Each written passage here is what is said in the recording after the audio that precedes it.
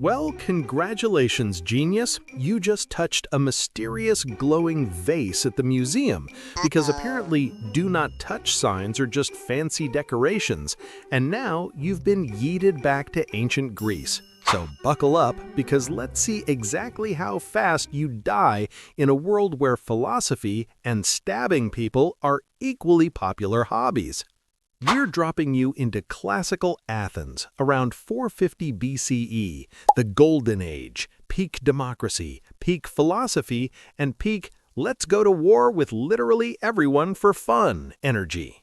Now, I'm assuming you're not a trained Spartan warrior who eats nails for breakfast, or a philosopher who can out-debate your way out of death. So, congrats, you've survived the hardest part, being born in the wrong millennium. Give yourself a participation trophy shaped like a laurel wreath, because spoiler, that wreath is going on your corpse after you die from like 17 preventable causes. Oh, you sweet summer child, thinking, but ancient Greece has cool mythology, and everyone wears bed sheets, and Socrates seems chill, how bad could it be? Well, strap in because I'm about to ruin every toga party fantasy you've ever had. We're counting down 5 reasons why you'd be absolutely destroyed in ancient Greece, starting with number 5. Reason 5. The wars will turn you into a pincushion. Let's address the elephant in the room that nobody mentions when romanticizing ancient Greece. These people were always fighting somebody. Athens versus Sparta lasted 27 years. The Persian Wars, where literally the entire known world tried to conquer Greece.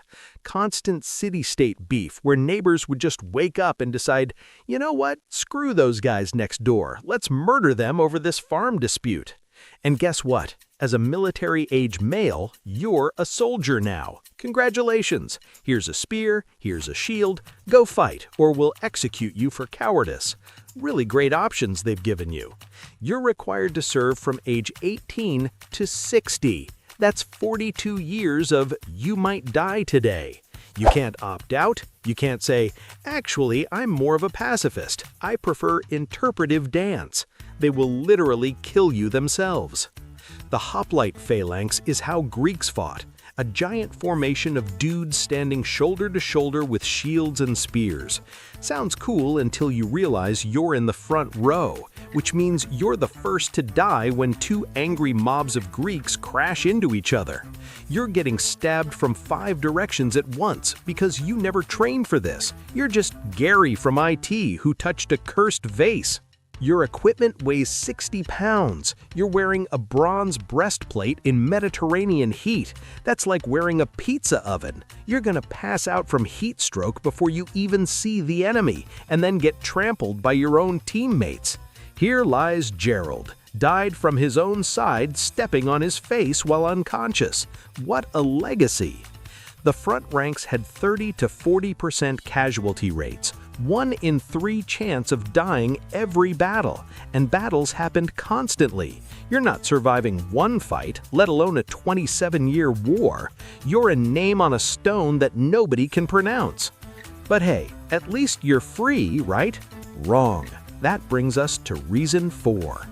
Reason 4. Slavery is everywhere and you're probably it. Here's the fun fact they skip in history class. 30 to 40% of ancient Greece was enslaved, and buddy, you're fitting the profile perfectly. You show up as a weird foreign person who can't speak Greek, who doesn't know that you're supposed to sacrifice to Athena on Tuesdays or whatever. Congratulations, you're exactly who gets enslaved. Pirates are constantly kidnapping people. You're walking on a beach, enjoying the view, and bam, Cilician pirates grab you, throw you on a ship, sell you at the Athens slave market faster than you can say, wait, I have rights. War captives automatically become slaves. Your city loses a battle, everyone's getting sold. You're now property owned by some rich Athenian who makes you work in the silver mines at Laurion. And oh boy, these mines are basically death sentences. Dark tunnels, hundreds of feet underground, no ventilation. You're breathing toxic dust, swinging a pickaxe in hellish heat with 1 meal a day. Average life expectancy? 3 years. You're dying from exhaustion or a lung disease or a cave-in. Even if you luck out and become a house slave, you're still property. Your owner can beat you for burning toast. They can kill you because they're having a bad day and face 0 consequences. You have no rights. You're furniture that complains. But let's say you miraculously avoid slavery. You're free. You've got rights. You can participate in that famous Athenian democracy, right? Wrong again. That brings us to reason 3. Reason 3. Democracy means you have 0 rights. You thought democracy meant freedom? That's adorable. Let me explain how ancient Greek democracy actually worked and why it would absolutely screw you. First, you're not a citizen.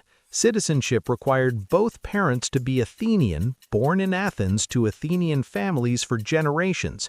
If your mom's from Thebes, congratulations, you're a medic, a resident alien. You pay taxes, you serve in the military, but you can't vote. You can't own land. You're a second-class resident doing all the work with none of the benefits. Thanks, Athens. Feeling that democratic spirit?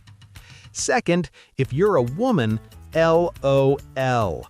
Women had 0 rights. Couldn't vote, couldn't own property, couldn't leave the house without a male escort. Women were basically expensive furniture. If you're female in ancient Greece, your entire life is cooking, cleaning, having babies, and probably dying in childbirth because the medicine is terrible. Spoiler for reason 2. Third, even if you are a male citizen with proper paperwork, democracy here meant mob rule. The assembly could vote to do anything, exile you, steal your property, execute you. No trial, no due process, just the people have spoken, you're banished, bye. Ostracism is the best example. Once a year, Athenians voted to exile someone for 10 years. No charges, no trial, just, we don't like your vibe, leave. You could be too popular, too rich, too good-looking, and they'd vote you out. You're now homeless because democracy decided you were problematic before it was cool. The courts were just as insane. Juries of 200 to 500 random citizens, no professional judges, no lawyers, just a mob voting on whether you're guilty. Cases lasted a few hours, then everyone voted guilty or innocent, and that's final. No appeals. If the jury doesn't like your face, you're executed. Socrates literally got executed by democracy for asking too many questions and making people feel stupid. If democracy will kill the most famous philosopher in Athens, it'll definitely kill you. You're not even important. You're just annoying. Moving to reason 2, and it gets worse. Reason 2. The medicine will kill you faster than the disease. Ancient Greek medicine was basically, let's do the worst thing possible and hope it works. Spoiler, it never worked. The 4 humors theory, the foundation of all Greek medicine. Your body has 4 fluids, and if they're imbalanced, you get sick. So the cure for everything is bloodletting, purging, or forced vomiting. Headache? They cut you and drain blood. Fever? They make you throw up. Literally anything wrong, they're removing fluids until you're so weak you die. The cure kills you. The disease doesn't get a chance. You need surgery? Cool. They're doing it while you're fully conscious. No anesthesia, no pain meds, just bite this leather strap while we saw your leg off. You're screaming, bleeding everywhere, going into shock. Then the wound gets infected because they don't know about germs, and you die from sepsis a week later. Any cut can kill you. They don't have antibiotics. They'll slap honey on it and pray. Gangrene sets in. Your limb turns black. They amputate, see above for how fun that is, and you die anyway. Plague of Athens killed 25% of the population. Bodies in streets, city smells like death, you're breathing infected air, you're dead in days. Childbirth. 1 in 10 women died giving birth, just straight up died. No C-sections, no modern medicine, just hope and prayer. People died from toothaches. Infected tooth spreads to jaw, then brain. You're dead from dental problems. How embarrassing. But surely the gods will protect you, right? That brings us to reason 1. Reason 1, the gods will smite you for existing. The Greek gods were not nice. They were petty, vengeful jerks who treated humans like stress toys. Athena turned Arachne into a spider for being better at weaving. Poseidon drowned cities for mild disrespect. Zeus threw lightning at people for fun. You have to constantly worship, sacrifice animals, attend festivals. If you skip, the gods notice and they punish you. Crops fail, ships sink, lightning strikes, divine retribution is real. Hubris is the killer. Excessive pride offends the gods, and you're a modern person. You're going to accidentally commit hubris constantly. You'll say something confident, the gods interpret it as a challenge, and bam, you're struck by lightning or mauled by a divine lion. Can't consult oracles because prophecies always come true in the worst way. Oedipus tried to avoid his fate and ended up killing his dad and marrying his mom. You can't win. People can curse you. They pray to the gods to ruin your life, and it works. Some stranger you bumped into curses you. Suddenly your family dies, business fails, you get sick. There's no defense. Any natural disaster is divine punishment.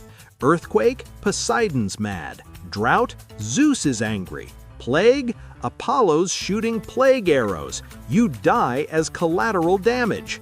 And you can't not believe. Atheism gets you executed, but participating means constantly risking offense. You're screwed either way. There's no winning. So there it is. 5 reasons you'd fail at ancient Greece. Wars turn you into a pincushion, slavery is everywhere, democracy means no rights, medicine kills you, and gods smite you. But hey, you saw the Parthenon before dying, so that's something. Thanks for watching. Don't touch cursed vases, and I'll see you next video, assuming you survive. Spoiler, you won't.